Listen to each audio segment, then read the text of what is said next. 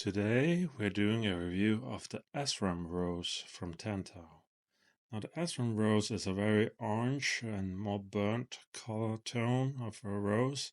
It is a typical tea hybrid, making these very pointy flower buds, and honestly, it is a very healthy rose, and it is also quite pretty if you like the tea hybrid look.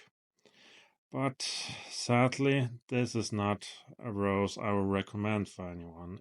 It is not the health. The health is really good, and it is not the flower. The flower is beautiful, and it's not the color. And you see, my main problem with this rose is something I often critique German roses for.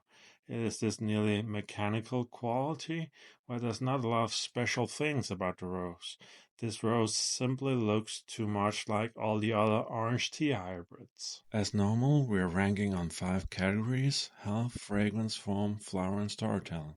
You can read under each what they're about. And each category can give a max of 10 points. And 50 is exceptional, and below 10 is very bad. I give Ashram 8 on health, 4 on fragrance. It has the very basic tea fragrance, kind of like Eden Rose has. Nothing special. 7 on flower. The flower kind of reminds me of so many orange roses from Fryer and many other breeders, so it's nothing special there. And the form is actually quite nice. It's quite neat and low and tidy. And the storytelling I give 4. Again, it looks like every other orange rose nearly. So, and that leaves us at 31 points. Now, would I recommend you to grow Ashram? Actually, I wouldn't, because it looks like copy paste of so many other orange roses. It simply doesn't have anything that makes it that special. It feels like just another orange tea hybrid. And to be honest, you can demand more. You can demand more fragrance, you can demand more storytelling.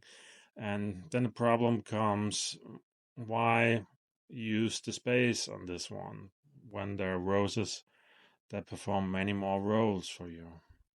And even Harkness also does a lot of orange roses that looks like this, that has a bit more fragrance. And that is where I stand with Ashram Rose. I wouldn't grow it, and I wouldn't recommend others to grow it because it is a very basic rose.